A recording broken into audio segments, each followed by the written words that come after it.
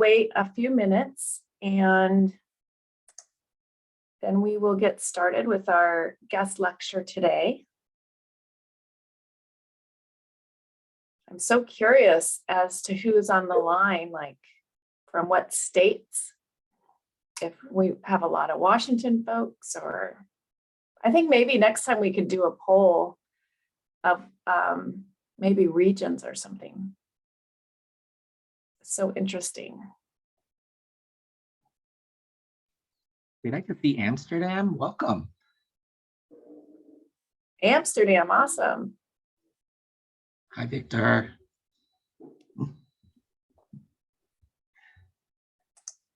Welcome, everybody. We'll be getting started in just a few minutes. We're letting people in right now.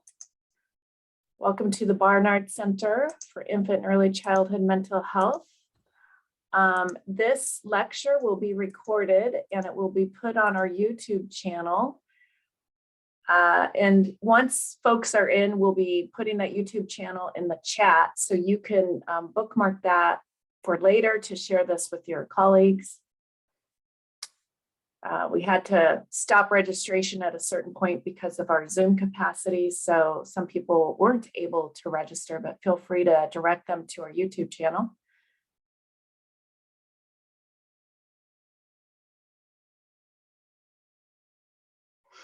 I'm going to get started in just about one more minute. But welcome, everybody. See some faces that we know. It's always nice. And faces we don't yet know.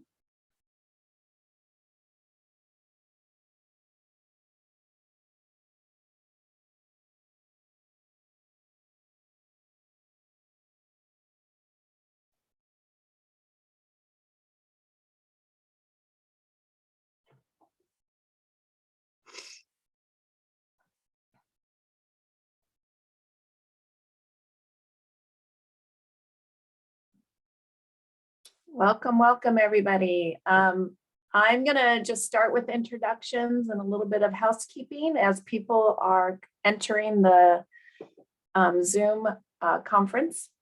My name is Monica Oxford. I'm faculty in the School of Nursing and the Executive Director for the Barnard Center for Infant and Early Childhood Mental Health in Seattle, Washington, and I want to welcome everybody far and wide. It's so exciting to have everyone here to just come together and expand our learning on diversity-informed father engagement with Dr. Nucha Isarowong.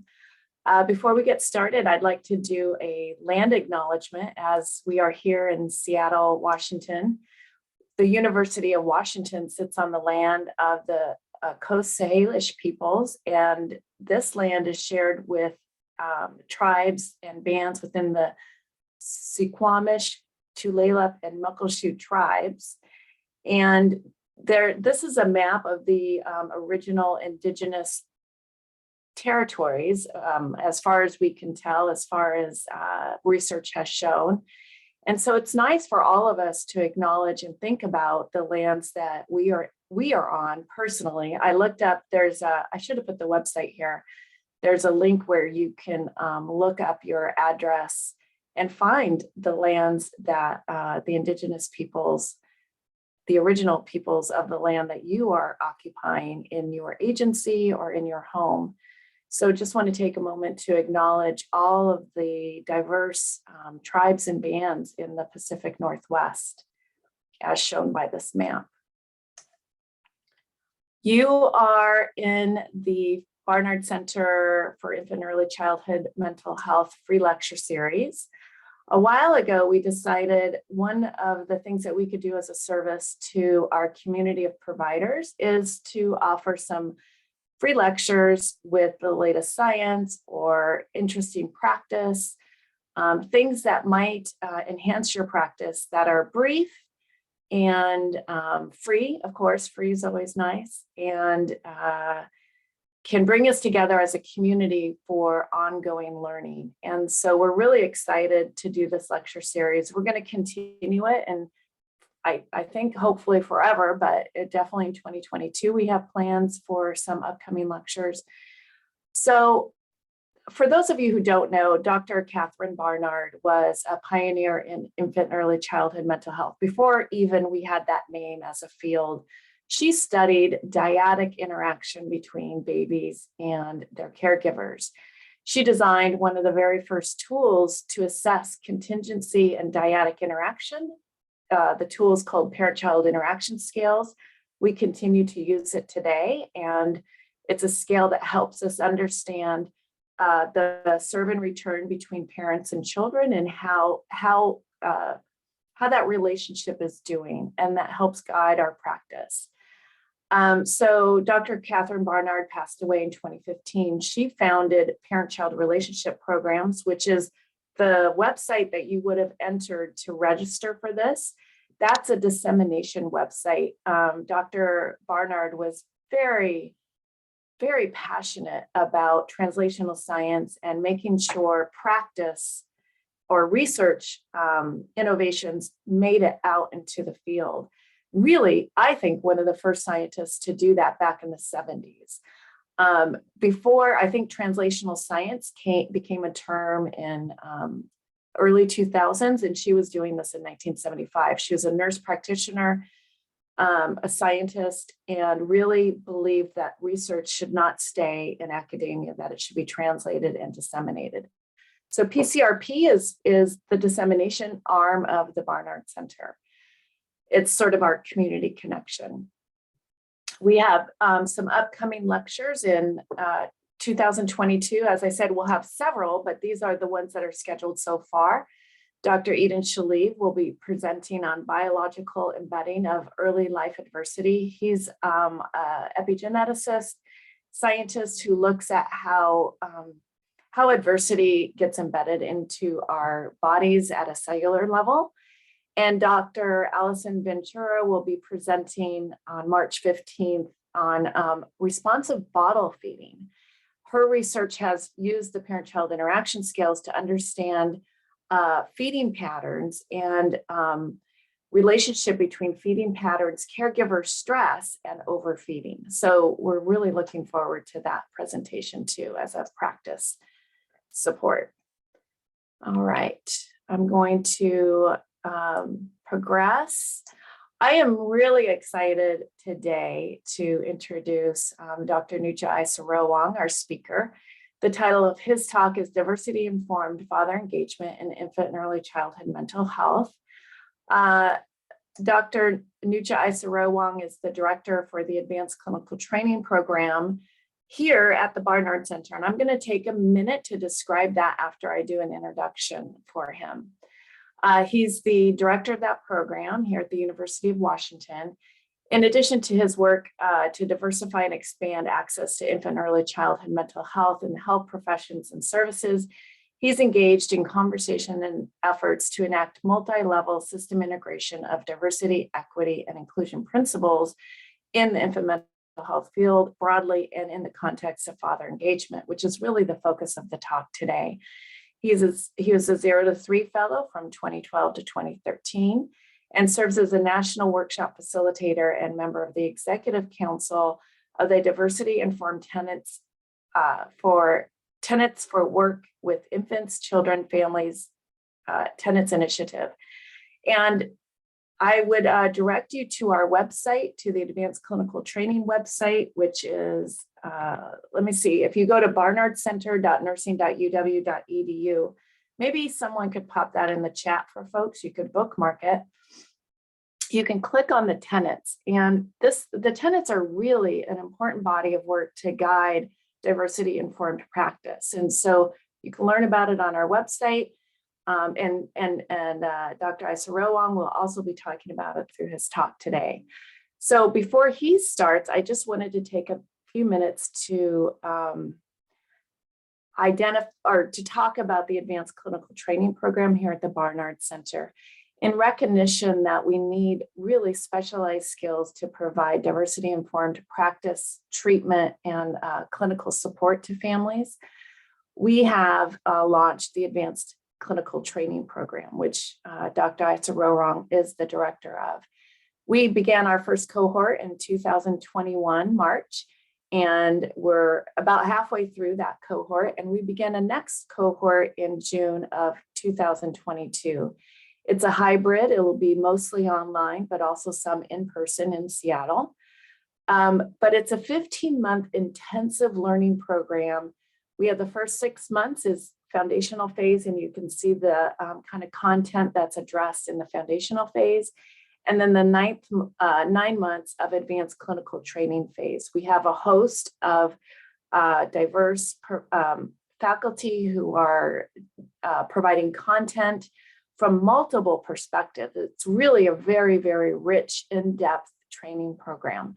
So if you go to the website at the barnardcenter.nursing.uw.edu, which someone will pop into the chat, you can find the advanced clinical training program link there and really dive deep into that content. So we're super excited about that program, and please feel free to share that information with your colleagues and friends. Now with that, I'd like to turn it over to Dr. Isarowong for his talk, and I'm going to stop share so he can share his screen.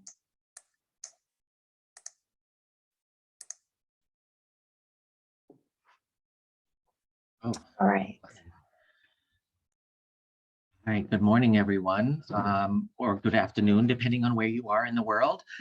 Thank you for being here with me this morning and with all of us. I really appreciate the interest in this particular topic. It is an important topic for me for a number of reasons, and I'll talk a little bit about that before I get started, as I'm getting started with the presentation, because it is actually fits within the purview of diversity-informed practice, to be thinking about why certain topics, certain areas of focus, certain works that we do impact the way that it does.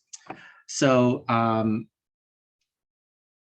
before I begin, I wanted to give some acknowledgements to the number of organizations and people in my life over the past several years and maybe even a decade that have contributed to this work. So a shout out to the Diversity Informed Tenets Initiative, the Alameda County Fathers Corps, the Erickson Institute, and the Fussy Baby Network, which actually got me started in thinking more deeply about provider engagement with fathers.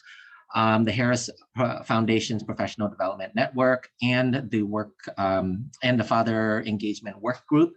Some of the members are listed here in the names underneath.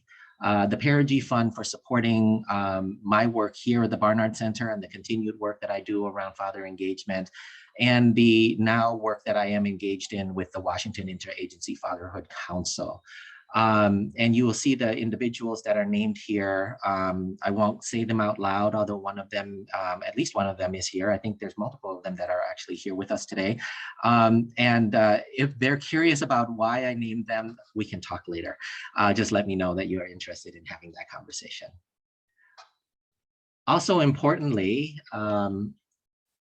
there are two individuals in this picture that isn't me that also have played a very important role in the work that I do. My son, Kenneth Shippey, and my partner and husband, Scott Shippey, both of whom make my journey into fatherhood possible. My son Kenneth, of course, gave me the opportunity to be a father and to think more deeply about what it means to be a father, and my identity as a father. So, session objectives for today. We're going to be thinking about the application of diversity-informed practice. We're going to look at what the definition is. Just a reminder, we have 90 minutes. So I'm going to be giving you kind of an overview and an understanding a little bit about diversity-informed practice and a taste of what this looks like or might look like as it is applied into our advanced clinical training program as we are training mental health professionals to engage in infant early childhood mental health clinical work, how this concept of diversity-informed practice is being applied in that work. So the application of diversity-informed practice framework to analyze and understand program and professional father engagement efforts, through the lens taking into consideration the influences of intersectional and interlocking systems of oppression. We will discuss why it's essential, not just a good idea, for organizations, programs, and professionals to engage fathers in services for and with their children and their parenting partners, and to learn and maybe think about some of the innovative practices in father engagement that maybe you have engaged in, or that your program can make use of as a way of an introduction. Hopefully this is, if you haven't been doing the father engagement work already, hopefully this is a beginning of a conversation and a thinking process about what that might look like for you and your organization, and how you might bring fathers into the fold. So our agenda for today, we're going to be looking at some features of the diversity-informed practice and diversity-informed father engagement. We're going to be thinking about barriers to father engagement together. The essentials, essentially fathers is what I'm titling it, but why engage fathers? And advancing father engagement policies and practices. So let's start off with a definition. Diversity-informed practice is one of the advanced clinical training program, or I'm going to begin referring to it as ACT, the ACT program's core concepts. And it refers to a dynamic system of beliefs and values that shape the way that we as individuals, organizations, and systems of care interact with one another. Diversity-informed practice recognizes the historic and contemporary influences and saliency of racism, classism, sexism, ableism, homophobia, xenophobia, and other systems of oppression, and strives for the highest possible standard of inclusivity in all spheres of practice. That includes teaching and training, research and writing, policy and advocacy, as well as direct services. And so you see here that diversity-informed practice is, as a foundational framing in understanding or in moving in practice, apologies, really considers the larger context of how we practice and who we might be in that work. So this is an excerpt from the Harris Professional Development Network Fatherhood Engagement Committee. And I'm borrowing the work that we did in defining fathers, fathering, and fatherhood. And that definition is that fathers, fathering, and fatherhood are socially constructed social identities, roles, and concepts normalized through socialization and assigned to those deemed to fit within the bounds of male gender identity. We define fathers as inclusive of all father figures, regardless of their sexual identities, gender identity, or sexual orientation. So really it's about how that individual define themselves in their role with their children. When we think about diversity-informed father engagement, we acknowledge that everyone, all of us, has a father story. That some of that story might be the biological story of where we came from and who and our origins, and who might be at the other end of the syringe and as a part of a fertilization process. And some of them might be the stories of the everyday lived experiences of that male figure that we have, the male identified figure that we had in our lives that played a role in our development in both good and bad ways. So we take into consideration all of those stories that play some part in our identities as individuals and as human beings, and how we contribute to the world. We recognize and respect that fathering is parenting with essential influences on children's development, prenatally and beyond, and that these influences are essential and complementary to mothering. So it's not in place of, it's not in spite of, it's not in anything other than to be taken into consideration with the other relationships that children have with other caregivers in their context. And so within the context of fathers, fathering, and fatherhood, this is also from the Father Engagement Committee from the PDN, the Professional Development Network. We think of father engagement within the context of the systems of oppression in which fathers live. Meaningfully engaging fathers require us to understand how intersectionality of identities and racism, sexism, classism, ableism, heterosexism, homophobia, transphobia, colonization, and other systems of oppression have intentionally designed a dominant culture where men are not perceived as important or valued caregivers of young children and privileged in roles that distances men from children and families.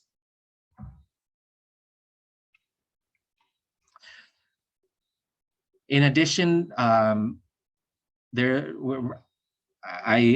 proposing, I guess there hasn't been a lot of conversation yet about diversity-informed father engagement, so I'm not really sure where to locate this in our conversation. But diversity-informed father engagement also recognizes, in my perspective, also recognizes and challenges the historical and contemporary influences of sexism, patriarchy, and misogyny that exists. When we talk about the discrimination or the treatment of fathers, we're not talking about the discrimination of men. We're talking about the sexism, patriarchy, and misogyny that exists that sets up a structure where men are distanced from their roles as caregivers. And so we locate this in actually a world where women are perceived and treated as secondary citizens within our society and historically. And so if we are going to be addressing father engagement, we need to be directly addressing sexism, misogyny, and patriarchy in our society as well. In addition, we want to have an understanding of the interconnectedness, the interdependence, and interrelatedness of father engagement with the challenges in domestic violence and interpersonal violence that are often perpetrated I dislike the word perpetrated, so I'm not wanting to utilize the word, but are usually led to the harmful effects of domestic violence and interpersonal violence are usually from the hands of men within our society. And so we want to be take into consideration how those acts of violence, those acts of harm contribute to our conversations around father engagement, both in the barriers to father engagement work that we do as professionals, as well as how we might address domestic and interpersonal violence through our work in father engagement. And lastly, a feature that I want to share with you this morning around diversity-informed practice and diversity-informed father engagement in general requires us to engage in critical self-reflection. And critical self-reflection is different. It's a process of questioning one's own presuppositions and meaning in perspective.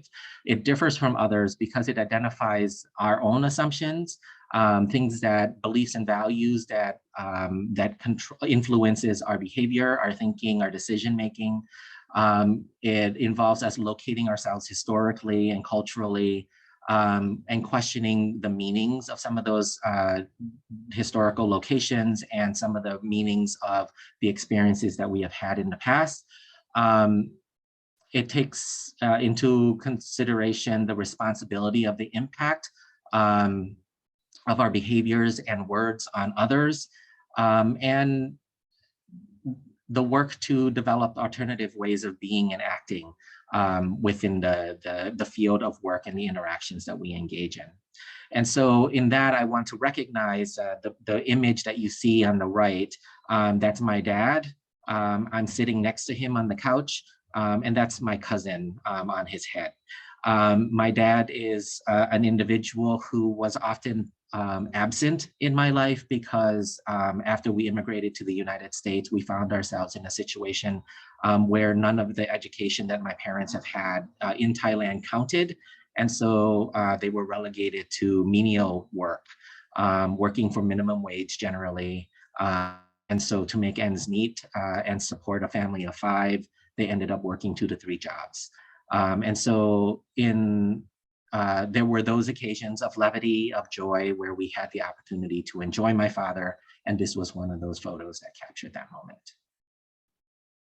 I share this because as a part of that critical self-reflection piece in my doing this work, I have to recognize what my upbringing and my relationship with my father's role in my life has meant, and how that translates into the ways that I perceive the world around me, the fathers that I come into contact with, the behaviors of the fathers that I engage with, etc. And so this is in my work, utilizing a diversity-informed practice framework. In this presentation, I need to hold this aspect of my own development. Okay, so to begin in thinking about what this means for our work as professionals, this work began with a professional development curriculum that I had worked on for the Fussy Baby Network to help home visitors engage with fathers. And so in that development, we came up with some hypotheses about why child family professionals were not engaging with fathers in services for and with their children. Why was this training even necessary? It was being requested, people were seeking it, and so we wanted to explore a little bit further and to capture some of this information in the work. And so our hypotheses sit in 4 different areas. The first is that professionals did not know how to engage with fathers. They didn't have the skills or the knowledge on what it means to engage with fathers, the methodologies and strategies to engage with fathers out in the world, in the field. That professionals were not aware of the influence of fathering on children's development prenatally and beyond, that there were some missing pieces in our knowledge base as professionals around fathers' developmental influences. That social cultural beliefs and values about the roles of men and fathers were barriers to professionals engaging with fathers, that professionals may have beliefs about or histories with men, fathers, and around fathering that may get in the way of them interacting with fathers. And then lastly, the intersection of social location identities and fatherhood, that a person's race and their role as fathers could become barriers to professionals who engaging with fathers, understanding that those individuals may have interest in being involved in their children's lives, in being involved in the services for their children's lives, in the various ways that we might want to engage with them. So, all right, we're gonna do a little bit of an experiment. This was one of the activities that I did with those professionals. So we're gonna use Poll Everywhere. And I am going to put a link into the chat.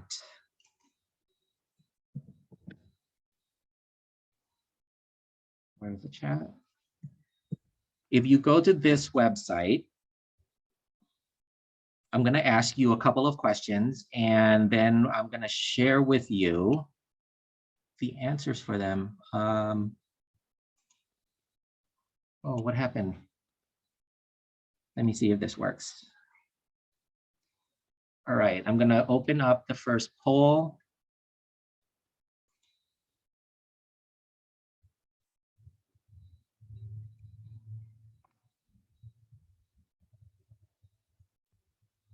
All right, is everybody seeing the poll active?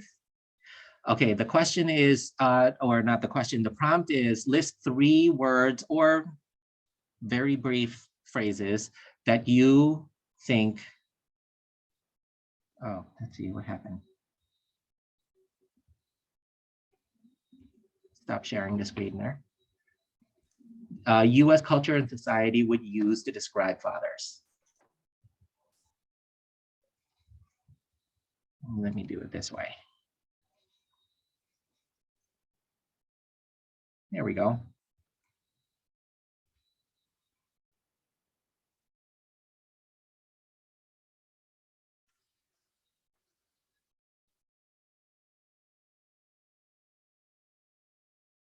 we're having breadwinner, absent, strong, provider, providers.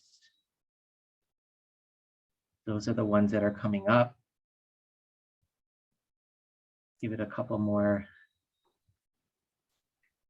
And Nucha, the poll is full now. So I think there was a maximum number of responses, just to let you know, just to let you know. I'm surprised by that because UW IT told me that they allow 700 people to participate. Oh yeah, saying it's full. Well, my apologies that this is not working out the way that we hoped it would work out. But I think you're getting a sense of at least what's kind of floating up to the top here. And we're seeing that in terms of our understanding of US culture and society, in our collective perspective, we're seeing providers, fathers as providers, or being absent, being strong, as breadwinners. Providers and breadwinners potentially can actually represent the same thing. Distant is there, tough, deadbeat. Okay, so you get a sense here of that.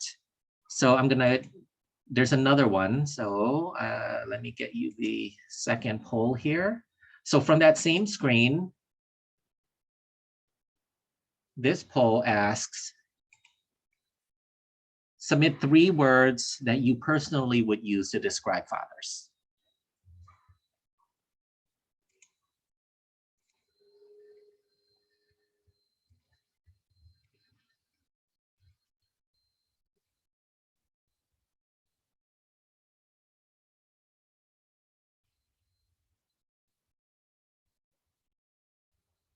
Okay, is it saying full again yet? Yeah, it's full. I think maybe the 3 responses are overwhelming it. Okay. All right, so we have at least what we can see here: loving, important, supportive, funny, caring, complicated. Absolutely. Thank you very much for that sharing. And so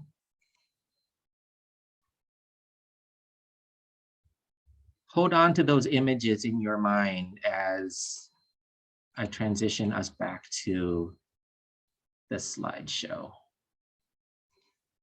That's the wrong one. Where is the slideshow?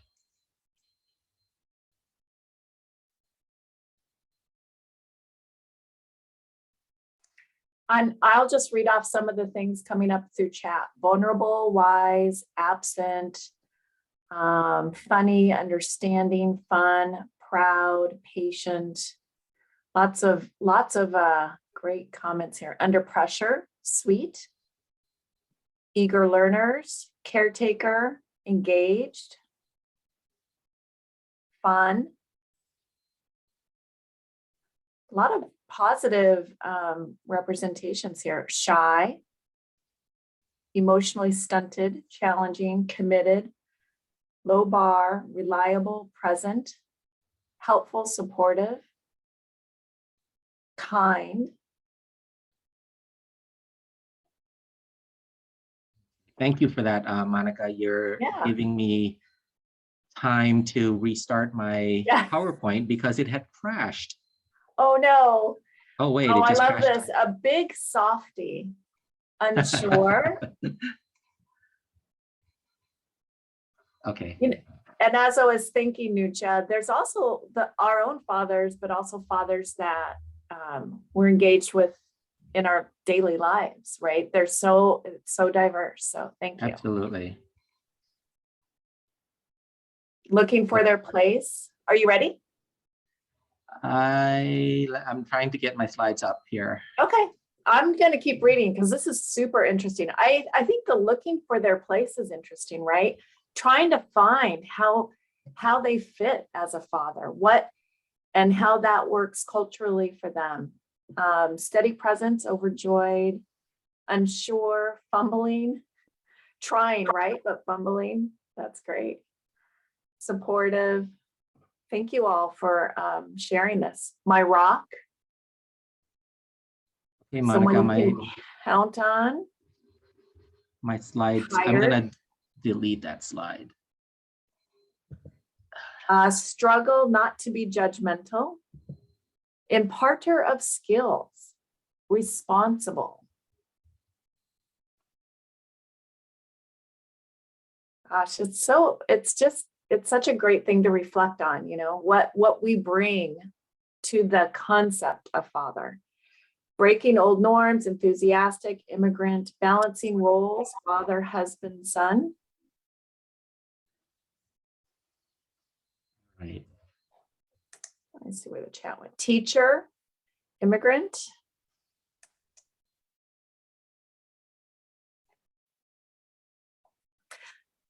While you're working on that, I also noticed that a lot of you entered your location when we started. Thank you for doing that. I went through and saw just the wide variety of folks here from across the US and internationally, so welcome.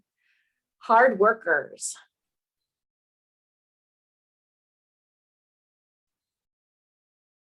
Okay. So we see on your screen, it says culture, society. Yeah. Yes. Okay. Thank you for that, everyone. Monica, and everyone for participating and adding your words to describe fathers into the chat. So we had started out with and I think I'm doing this in the wrong order, so I'm gonna need to, it should be that one. There we go. All right, so if you remember what the words that you were coming up with and you were hearing looked like, these were results from previous ones. And as you can see, on a personal basis, you also see quite a lot of those positive words. Of course, you know, you are all here for a father engagement workshop or a presentation, and you have interest in this. And even given the some of the complicated relationships that we may have, when we think about fathers, we have, on a conscious basis, we have very positive thoughts and reflections on fathers. So I want to leave with you these particular reflection questions. We're not going to engage with them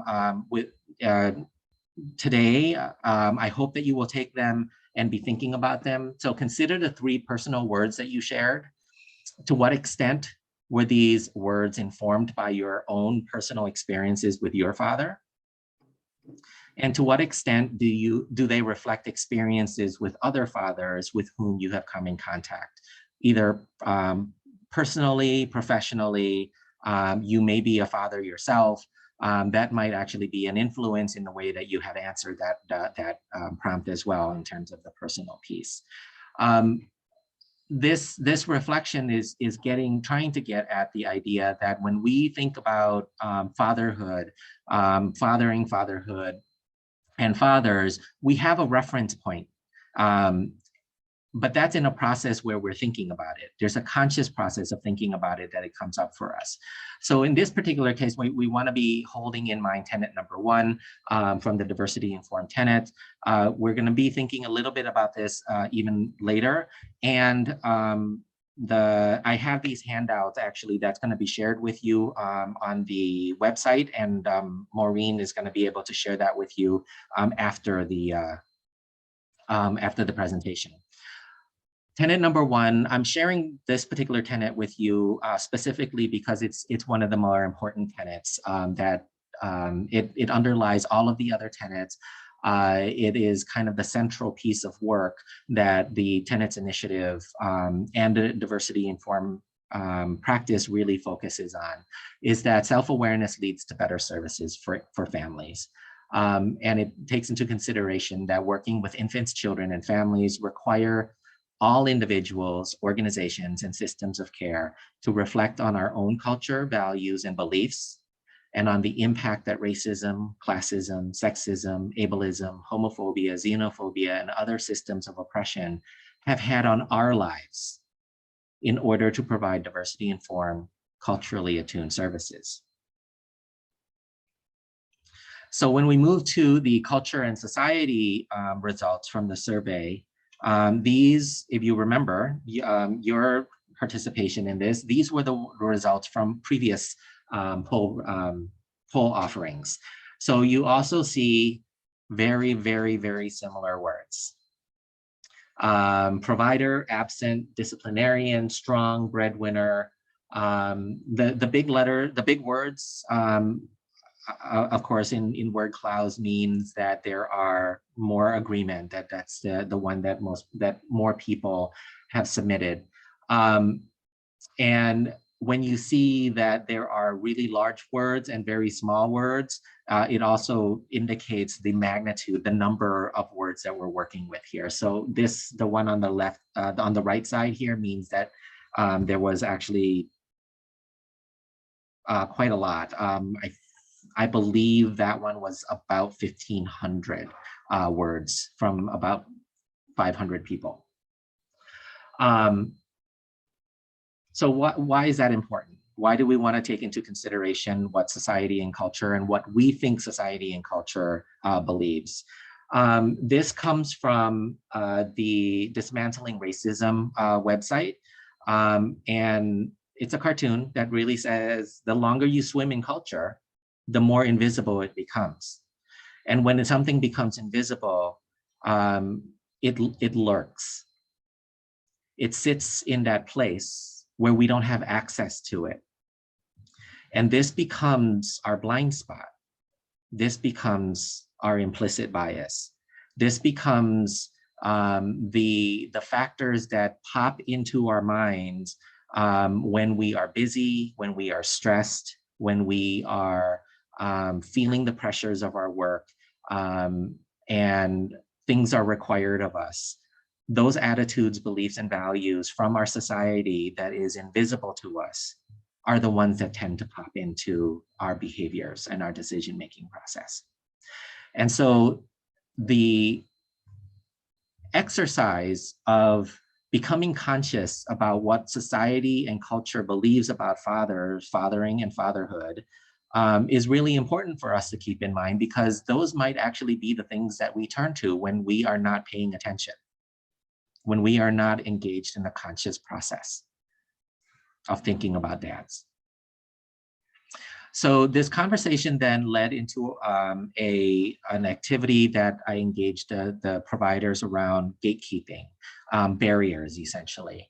And I offered the definition that gatekeepers can be anyone or anything with the power to deter or prevent fathers from engaging in services for and with their children.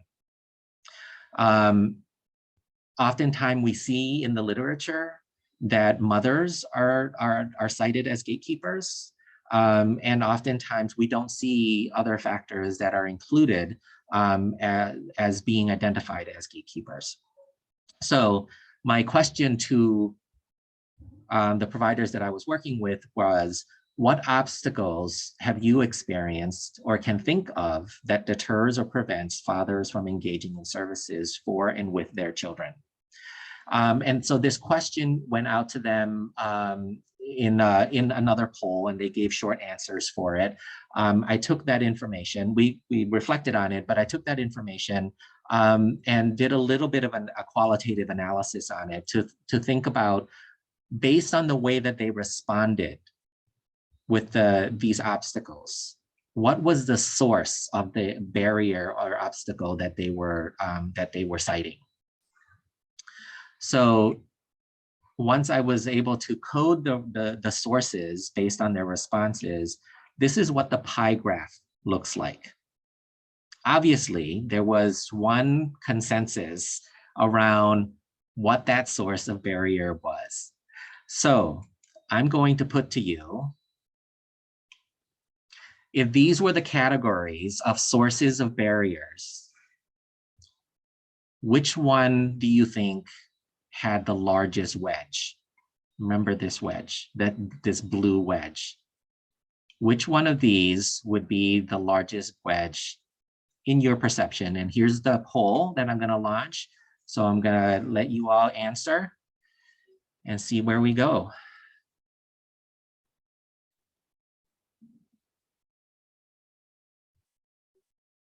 Societies, relationships. Thank you for putting that in the chat as well.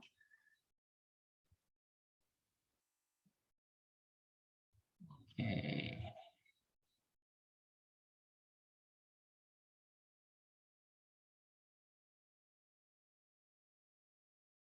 68% participation. We'll give it another 10 seconds.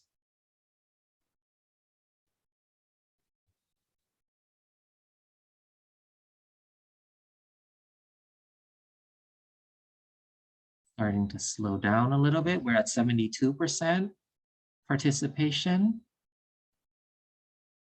All right, so we're gonna go with that. And here are the results based on your poll. 51% of you think it's society and culture, followed by mother-father relationship, professional organizations, mothers. Okay, thank you. Lack of resources and absolutely a category that was not in here. Thank you. All right, so here's the response.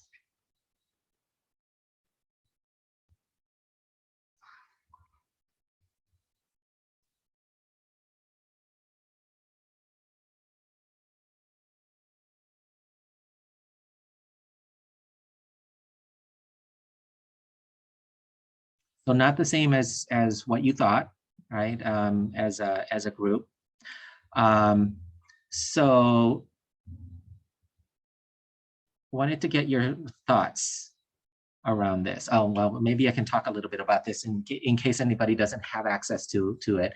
The largest wedge at 60% of source of obstacle were fathers. This is based on the professionals' responses. The second largest at 22% were professionals themselves, professionals and organizations. And the others were 6% or less. Relationship was 6%, mothers was 5%, society and culture was 4%, and grandparents were 2%. Okay, so what came up for you when you saw this pie chart and the results from it and the labels? Were you surprised? And why? How do you understand that breakdown?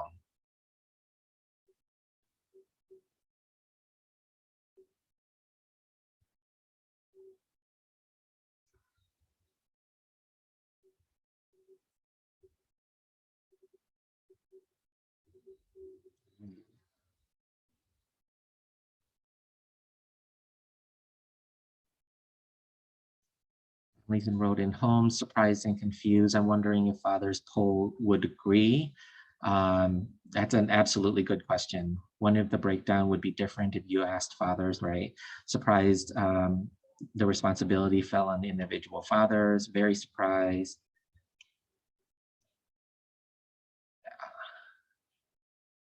Fathers are influenced by culture and society. Thank you. Thank you for your reflections on that. As professionals working in the field, we do have to wonder when it is that we lay the responsibilities of individuals who would or could receive services from us on their own doorsteps, right? That when is it that we hold the individuals accountable or responsible for their non-participation, or when they aren't involved, or when enrollment is not good, or any of those things that we may have trouble with within the work that we do and engage in. And so this is one of those questions that we want to be holding and thinking about. Why are we holding fathers responsible for their uninvolvement in services for their children? Okay. I want to keep us moving on the presentation. leaving you with something else to think about. And these slides will be made available when Maureen uploads the handout as well. So you will have access to them. In addition to this, I wanted to bring forward the intersectionality of fatherhood. And this is a quote from Michael Lamb from his work with colleagues from 1998. So it's been quite a while. And this thinking has been around. Our research really bashes the stereotype of the low-income father. These fathers care about their kids, but may show their love but may not show their love in conventional ways, and sometimes lack of job, poor communication with the mom, or even their own childhood experiences can prevent them from getting involved. So not being involved doesn't mean that they're not interested in being involved. So I think the question becomes how do we get at understanding whether or not fathers want to be involved? What's giving us messages that maybe fathers do or don't want to be involved? How are we asking fathers if they want to be involved or not? Have we asked fathers if they want to be involved or not? Part of the conversation around the barriers that exist. This photo comes from a photojournalist, Zun Lee, who did this piece for Slate. He has other photos, and he went around taking pictures of Black fathers in various cities. So this one comes from, I think, the Bronx or Brooklyn. I don't remember exactly, so I apologize for that. But the statement that Zun Lee made around this was that basically the statement that I'm making is the reasons people assume Black fathers are absent are the same reasons people assume Black men are threatening. So the implicit biases, the messages that we get around Black fathers, particularly young Black fathers, are driving some of the experiences that fathers have with services and engagement in services, engagement by professionals. So it shouldn't be necessary that we need to have proof that Black fathers or Latino fathers want to be involved in the lives of their children. But nevertheless, we live in the society that we do. And so proof sometimes is necessary. And this comes from an article, a study that was done in the article from a New York Times edition that was showing fathers living with their kids and the amount of time that they spent in these various activities with their children. What this shows, I mean, you see that the numbers waver back and forth, and that Black fathers in the orange, white fathers in the dark gray, Latino fathers in the light gray, that they waver back and forth, and you see higher percentages for Black fathers in certain things, higher percentages in Latino fathers for other things. None of these numbers are statistically significant. They're not different from one another. So statistically, we can't actually say that fathers who are Black, white, or Latino spend more time with their children around these activities or not. So essentially, by and large, fathers across racial groups spend about the same amount of time with their kids in these very kind of typical types of activities, controlling for income. So they have controlled for income here. Right? So when they compared equal income samples, this is what we see. What we see more problematically is when fathers are not living with their kids, and you can imagine what those particular obstacles might be for fathers to engage with their kids, engage in fathering with their kids around these particular activities. Not being in the home makes it more difficult, and it introduces other potential barriers for them to be engaged in fathering their children. So just something else to hold in mind, that the research doesn't pan out, that there are differences between racial groups of fathers. So the intersectional of race and fatherhood doesn't really pan out as something that we should be concerned about, worried about, having thoughts about around one group of fathers not spending as much time with their children as others. Okay, so why engage with fathers? The first thing that I would actually say as a father myself is that fathers want to be engaged with. Fathers want to be involved in their children's lives. This campaign comes from the At Home Dads Network. A growing number of men are beginning to be at-home dads, and they want recognition that what they do is not babysitting. What they do is parenting. What every father does is parenting to the best of their ability. So when we have when we look at the numbers, and this is numbers that only go up to 2012, but the numbers have been going up from 1989 at 1.1 million, almost doubling by 2012 in the number of stay-at-home dads in the United States. I can only imagine that those numbers have actually gone up with the trends that we see in terms of fathers wanting to be involved in children's lives and caring for their kids. The graph on the histogram on the right shows the percentages that fathers are involved in the home with various activities. That they're stay-at-home dads for particular reasons. So in 1989, the number of dads who were stay-at-home fathers were there because they were ill or had some form of disability that didn't allow them to be out of the home. That number decreased down to 35% in 2012. What's significant here is that the 5% of fathers who were at home to care for the home and the family increased to 21% as the reason that they were staying at home in 2012. So this says to us that the attitudes of fathers have changed, and these statistics from Parker and Livingston in 2018 provides a little bit more. So these numbers, 57% report of fathers reported that fatherhood is extremely important to their identity. 54% reported that fatherhood is rewarding all of the time. 46% reported fatherhood is enjoyable all of the time. While these numbers don't look like they're very high, I'm not sure how many mothers actually would answer that they report that motherhood is enjoyable all of the time either. So I think we need to take into consideration what it is that's being answered here, what question is being answered, and that more than half of fathers who were polled in this nationally representative sample, that fatherhood is rewarding all of the time, more than half. Regardless of good or bad, these fathers are enjoying and are feeling the rewards of fatherhood all of the time. Couple more.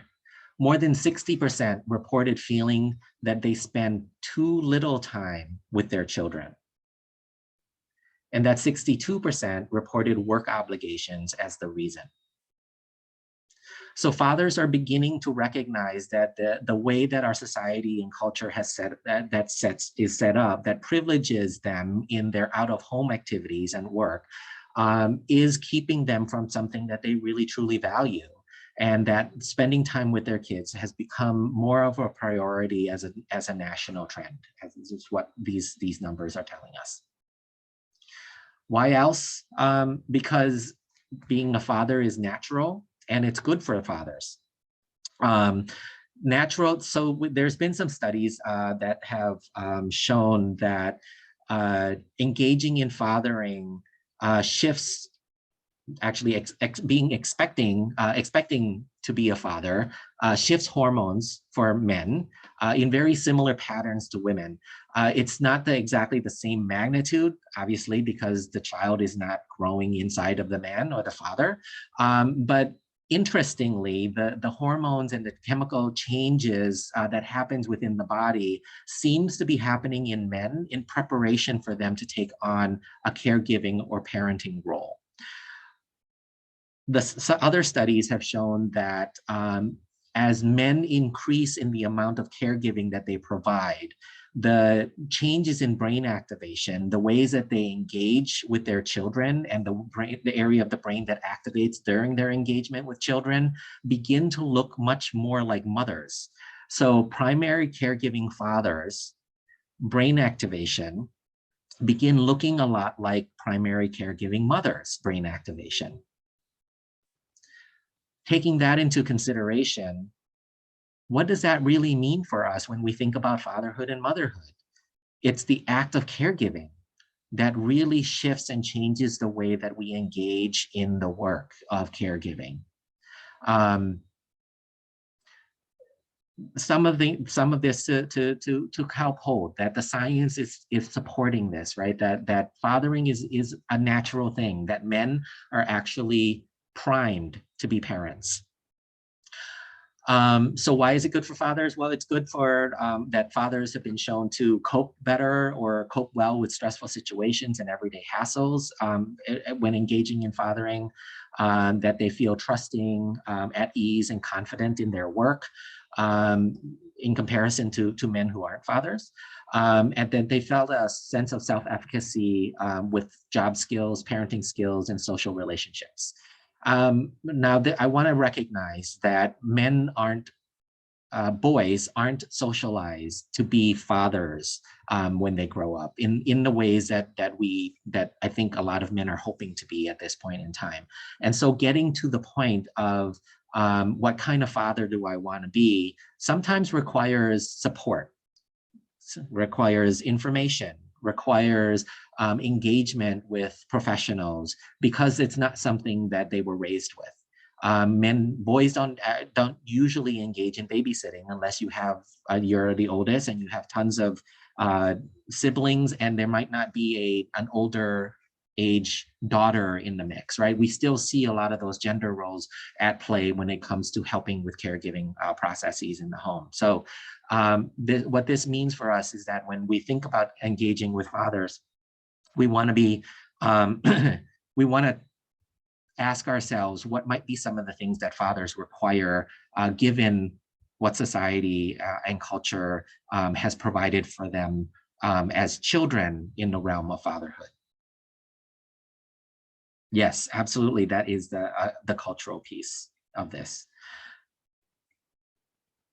Okay, additional benefits to father engagement. So if it isn't enough that fathers want to be fathers for us to engage with fathers, so let's consider other evidence here. There's benefits for children.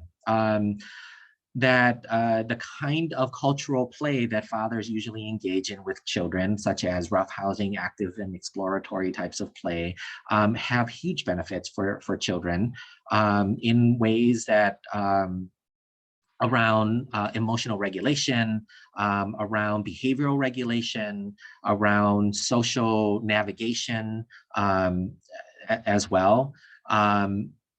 Fathers also can provide soothing and nurturing care, have provided soothing and nurturing care, and that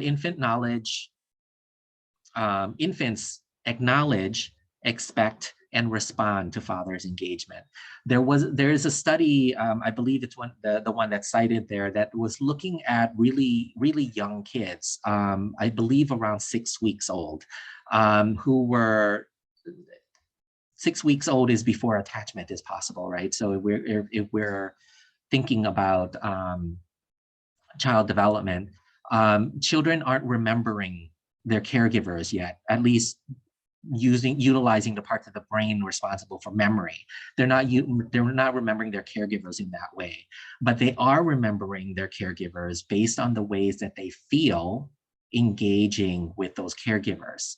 And this study showed that when after feeding, when mom approaches their child, by and large, those children's physiological responses started showing signs of relaxing and resting, as if preparing to go down for a nap.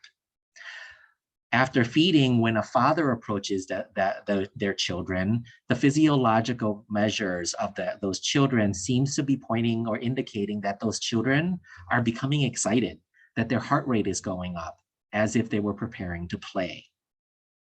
So by virtue of the ways that these different parents are engaging with their children who don't yet have the brain development capacity at that age to remember who it is, they recognize, maybe implicitly, the relationship that they have with the individual that's approaching them, and physiologically are responding to that caregiver with that implicit memory.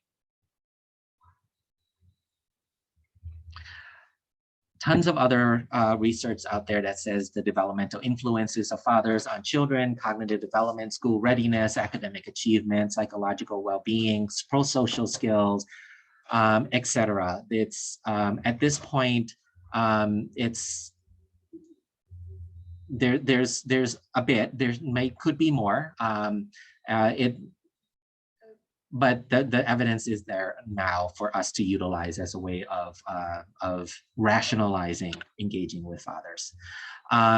It's also good for parents, the co-parenting relationship, that it encourages positive parenting for both parents, that it builds parenting trust, and it decreases parenting stress. So when fathers are engaged in the family in positive ways and working in partnership with their co-parent, there are strong benefits to that engagement. There are benefits to society, and this is something that I was kind of referring to a bit earlier, that early fathers can be involved in early learning and schooling systems, and what that might mean for early childhood development. How can early learning in schools, early learning centers and schools make use of fathers within their setting? I don't know if you saw, there was a viral video that was going around of 13 Black fathers who were making themselves present in a high school, and it decreased the number of physical altercations and conflict within the school setting just by them being present. I mean, they weren't being threatening or anything like that with the kids. It was just that they were present, they were encouraging, they were providing support when kids were angry, etc. So being fathers who are within a community setting had its benefits when fathers are engaged in that way. Fathers can be involved in sports and recreation. I think we see this as volunteer coaches and involved in other outdoor types of activities. I believe that there's work in terms of looking at how the child welfare system can utilize fathers as assets in thinking about as caregivers. Not so instead of moving the child into foster care, if there was a father involved, that to look at the father as a possible caregiver. Fathers in corrections, that fathers as peer supporters or peer advisors and mentors for those who are in corrections facilities can also make positive be positive influences to fathers who are currently incarcerated. There's been, I believe, some studies that show that that being incarcerated, being a father, actually is a catalyst or a motivation for fathers who are incarcerated to begin a process of change so that they can be in that role of a father once they have finished their time in corrections. And lastly, in thinking about domestic violence and intimate partner violence, there's quite a bit of work that we as professionals do around supporting mothers and women who have been harmed by domestic violence and interpersonal violence or intimate partner violence. And yet, the individuals that do harm have much less interventions that are being targeted at them so that they can stop doing harm. And I think that in some ways, rethinking, or at least putting in additional investment into the work of working with those who perpetrate harm would actually be more beneficial to in the long run, while providing support to those that have been harmed in domestic violence and interpersonal, intimate partner violence. And again, I think in this realm, including fathers as mentors or peer mentors to those individuals who inflict domestic or intimate partner harm on their partners would be another way of society benefiting from engaging with fathers in services. And lastly, I know I've been using a lot of research and thinking about how we have evidence or not evidence, but we have a collective history that have fathers in every one of our lives. And I think part of me is kind of surprised that we needed to turn to research as evidence to rationalize that we need to engage with fathers. I think it's something for us to really think about. Like, fathers have existed since the beginning of time, since the beginning of humanity, of human existence. Fathers have been there. So what is it about the presence of fathers that concerns us in terms of engaging with them? So this is not research. This is more thinking about humanity. This is more thinking about a different way for us to be, a perspective that we need to hold in mind, that just like it being a natural process for fathers to be fathers, for men to be fathers, there shouldn't necessarily be this need to show evidence that we need to engage with fathers. Okay. I'm running out of time, so I want to provide you with a little bit of something to think about in terms of what it means to practice to practice in father engagement, and maybe to think about some of the policies. For this section, I am drawing from the Alameda County Father-Friendly Principles. This work was done by the folks by the Alameda County Fathers Corps. And so I thank them. Carlos Guerrero and Kevin Bremen, Carlos is a colleague of mine, and Kevin Bremen heads up the Fathers Corps in Alameda County. This work was done keeping and holding the tenets in mind. And so you'll see aspects of this that really resonates with how the tenets operates, if you're familiar with the tenets. I'm also going to list the tenets that kind of pops into mind almost immediately for each of these principles.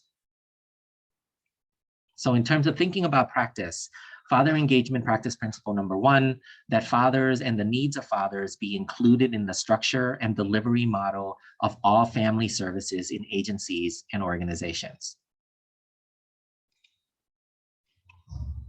And what this brings in mind is tenet number 8 around allocating resources for systems change. Father engagement principle, practice principle number 2, that agencies, organizations, and programs be open, supportive, helpful, and inclusive towards the needs of fathers and provide father-specific services and/or programs, all of which further the goal of increasing fathers' involvement in their children's lives. And this brings in tenet number 2, championing children's rights globally. And it may seem like a little bit of a shift or a draw here in terms of children's rights. This tenet talks about us supporting the caregivers who care and love and support their children. So this actually is a tenet that speaks to, somewhat to the parallel process. And so in supporting fathers in their involvement, we actually are supporting children's rights. Father engagement practice principle number 3, that outreach materials, illustrations, posters, brochures, and other collateral materials include positive and diverse images of fathers being fathers, and that facilities provide father-friendly environments with materials consistent with the needs and interests of men and fathers. This speaks to tenet number 6, understand that language can hurt or heal. And number 7, supporting families in their preferred language. In this particular case, the language we're speaking about is not different languages like English and Spanish and so forth, but the language that would resonate with fathers. That fathers don't necessarily use the same language, and the kind of language that resonates with fathers may be a little different. And so that is incumbent upon us as professionals in organizations to be thinking about what kind of language we're using, who we're targeting towards, and whether or not they're hitting their mark with the populations that we're trying to engage with. You'll notice also that some of the images, like this next one, are courtesy of the Alameda County Fathers Corps.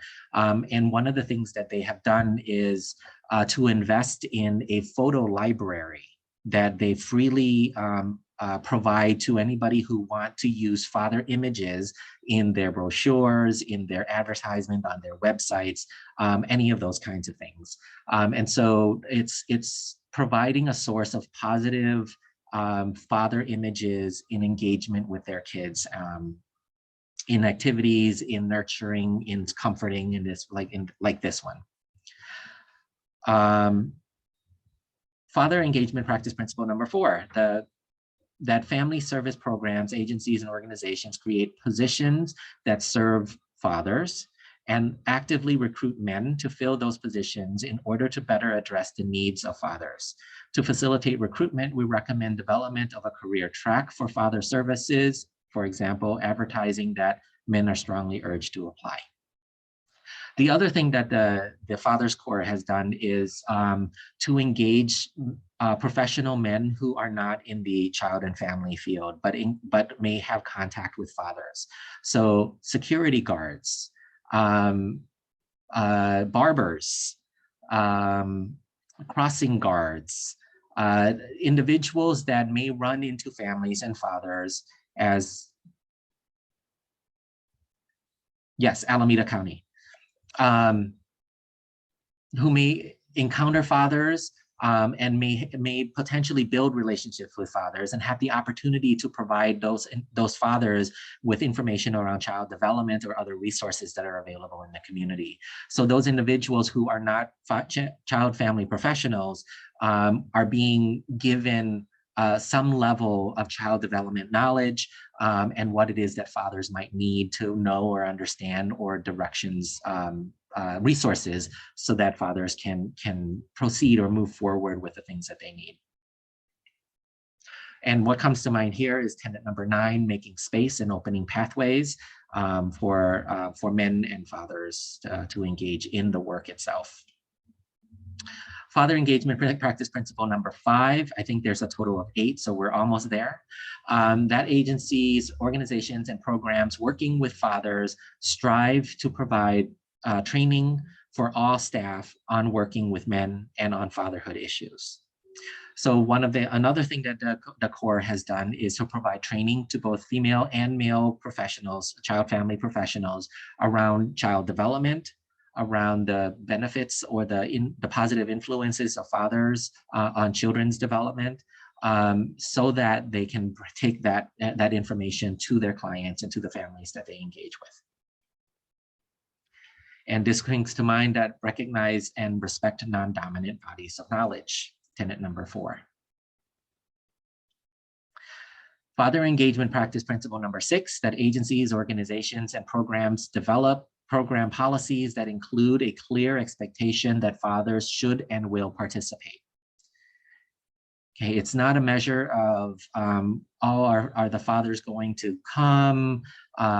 It is the expectation that we will do this and that we will do what it takes to bring fathers into this work, because fathers are essential. This is the difference between the question between the statement of, yes, we're interested if it's possible, or we're interested if we have the resources, versus it's essential that we do this. Making it an essential practice changes the perspective and the way that we might actually engage in the practice. So what this brings to mind is tenet number 2, championing children's rights globally and allocating resources for systems change. Father engagement practice principle number 7, that agencies and organizations make every effort to create the image that its programs are designed for fathers as well as for mothers and children. Before fathers will engage, generally a lot of fathers believe that service isn't for me. It's for my children and the mother of my children. And so if they don't perceive it as being something that they are welcome to attend and that they should be there, more than likely they're not going to engage. It's a hurdle to get to that space. And this brings in tenet number 5, honor diverse family structures. Father engagement practice principle number 8. That agencies and organizations do not discriminate against fathers in their program design and delivery, policies and access to services and supports based on stereotypes and or misperceptions of fathers' presence and role in their families and communities. And this brings to mind tenet number 1, self-awareness leads to better services for families, as well as tenet number 3, work to acknowledge privilege and combat discrimination. All right, so those, notice that there aren't specific things that you could, there are some specific things in these principles that you could potentially do. It's not here necessarily to tell you that, you have to do this or you should do that, but it definitely provides some guidelines for you in terms of thinking about promotional material, outreach material, what kind of images you're showing, what kind of language you're using. Do you and your staff and professionals in your organization have the knowledge that you need to engage with fathers? Are you familiar with the ways that fathers influence positive child development? Are you able to share with fathers that they are essential caregivers in their children's lives, beginning in the prenatal stage all the way into the rest of their children's lives, that father figures remain important figures in children's lives? So these practice principles are there to provide you with to provide guidance around what are some of the areas that we as professionals and organizations can engage in. So now I'd like to take the rest of the time to open it up if there are questions. I believe we have a method for this, so thank you for your time and for your attention. You can raise your hand or put a question in the chat, either way. Once your hand is raised, Maureen will unmute you.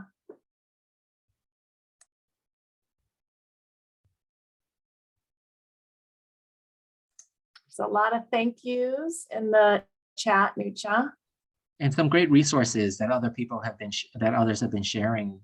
So please take a look at some of those links that folks have shared with you. Somebody asked if clock hours available. They are not, I'm sorry. The PowerPoint will be available. You could maybe submit that as a representation of the training you received. Lots of thank yous. Appreciate the talk. It was great, Nucha. Really, really wonderful talk. Thank you. Any questions, comments? I think when you raise your hand, you pop up to the top of the Zoom, so we'll be able to see you. There's our YouTube channel. Nancy Meenan just put the link to our YouTube channel. The recording of this lecture will be on the YouTube channel. And when possible, we'll record all of our lectures to put them on there. So if you miss other ones, hopefully they'll be up there. When you mentioned using language that fathers prefer, can you give an example of what you mean by that?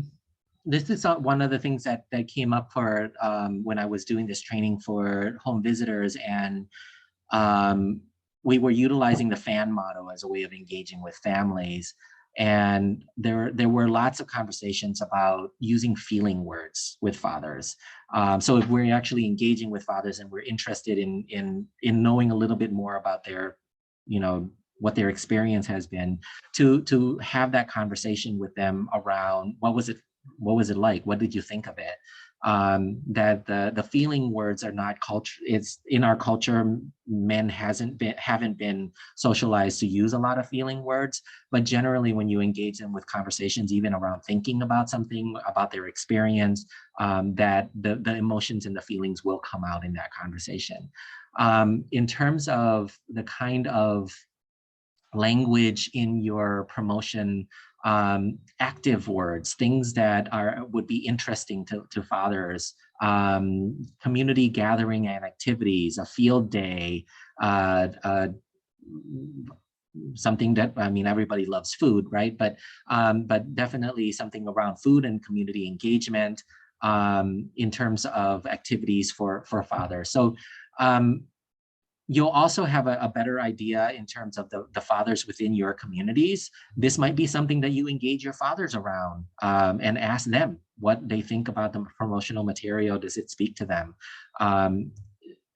The best way to do it is to get it from the mouths of fathers themselves.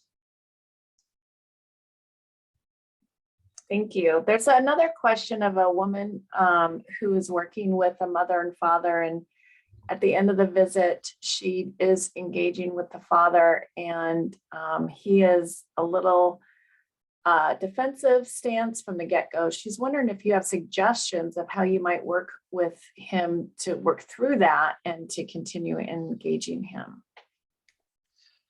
That really depends on the situation and what might be happening in that space. I often actually hear, and this has actually happened even for myself as a male identified professional, that when I engage with fathers in conversations, there also tends to be a little bit of defensiveness, both around their experience, but also around the service itself. And generally, in the back of my mind, I'm holding the possibility that the defensiveness around the service itself is a father's way of showing their protectiveness for their family. They don't understand or know what this service is, what could potentially be the outcome. When any professional steps into the house, it's a possibility for state monitoring, right? That we are all in some ways mandatory reporters, and it introduces the state into the home. That's my understanding in the back of my head. But I think the known fear and understanding, I think, is there for all families, that when you bring a professional into your home, there's always that possibility of being judged for how you do it, and that judgment could lead to more trouble. Thank you. Another question is, how do you answer the complaint that father-focused programming should instead be working parent-focused programming? This came up when we started a father class on Saturday. So focusing on fathers is seen as maybe excluding mothers. That could potentially happen. I think what we know is that most programs are targeted towards mothers, particularly around parenting, and that there actually are very few resources for fathers and for men. And sometimes a class for fathers may not necessarily be as appropriate for mothers who may have more experience with caregiving. That's not necessarily true, and I'll own that.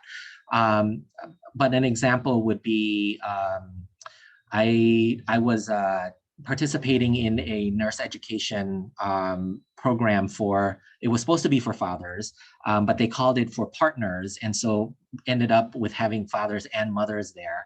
And what they were focusing on was the basic child care types of skills, like changing the diaper, burping the baby, how to hold the baby. And some of the mothers were kind of like yawning in the class because that's something that they're already familiar with and have within their repertoire. But all the fathers were like, the way they were holding even the dolls of the baby was like as if they were fragile. And you could already see the inexperience or the lack of exposure to that kind of activity that fathers really kind of need a space to be in. And sometimes when you have their spouse or the mother of the child there, it potentially could introduce a level of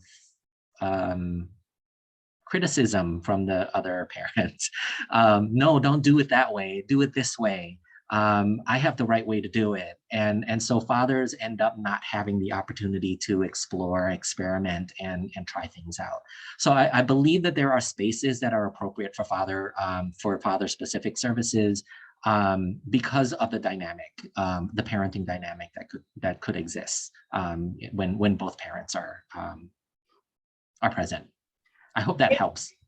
Nucha, that kind of actually makes me think of, from a safety perspective, we all need to feel safe when we're exploring our own vulnerabilities.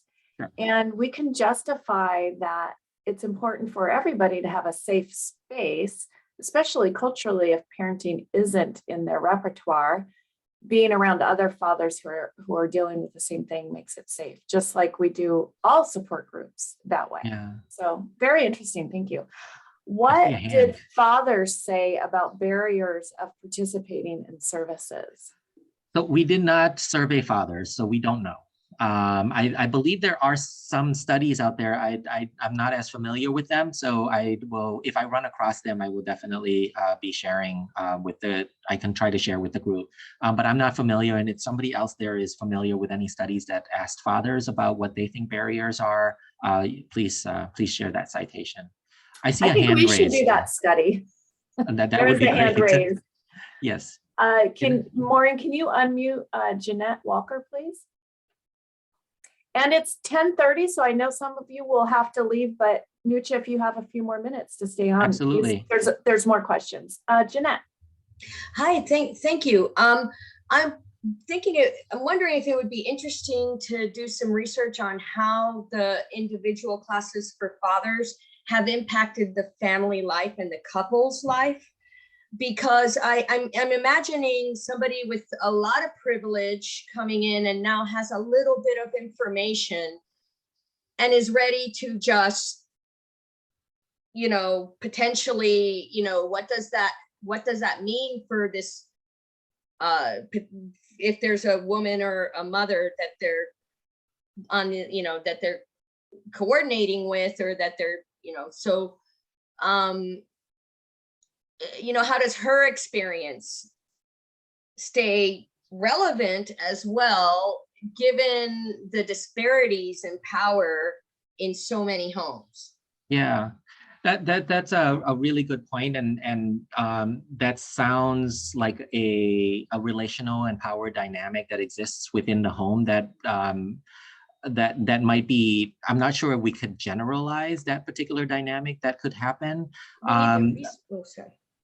Absolutely. That's the research would be an interesting piece to definitely know and understand. In answering this question though, and maybe providing an example, it's a bit of a shout out to, I don't know if he is here or not, but Nick Kasavac has through his dad's project, do these infant dad classes. And as he's doing his recruitment for the participants, he asks that the dads actually call in and participate themselves, that the mothers not sign them up. So what I think we see most of the time, at least what he has seen most of the time around this, is that it's moms that are really, one is wanting dads to try to get something, to get more skills, to get more comfort around this, maybe to be to participate in other ways, but also is the motivation. And the whole point of this is to have dads buy in right from the start, that even if they're feeling uncomfortable with the task that they will be there with other dads and be supported within that space as they're learning about child development, around trying to figure out what's going on rather than being told what's going on, right? So he runs his class in a very engaging and interactive kind of way around that. And most dads approach parenting, particularly those who sign themselves up for classes, approach the parenting piece with a lot of trepidation, like a lot of unsureness. Again, not a study, but at least that's what he has observed with the dads that have participated. But that would definitely be an interesting study to see and to figure out how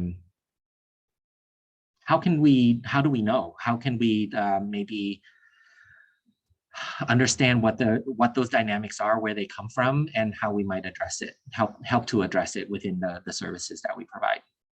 Thank you so much. Thanks for this today. I have one more quick example for you, in that that prenatal class supposed to be for dads, and it's like about feeding and changing diapers. I was there to share information about transition to fatherhood.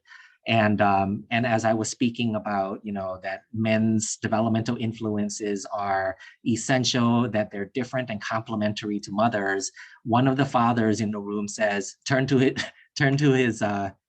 his wife and said, "See, I told you." And I was kind of like, wow, what kind of conversation have you been having in the home that would lead you to believe that you were not an essential part to this child's development at the very earliest of ages after they're born? So I think that the power of the culture that we live in is not to be underestimated. That men really, in many ways, feel at a disadvantage in this particular role, and not that we're trying to make them the primary or the center of attention, to make men the center of attention, but to be able to participate as a parent in the family.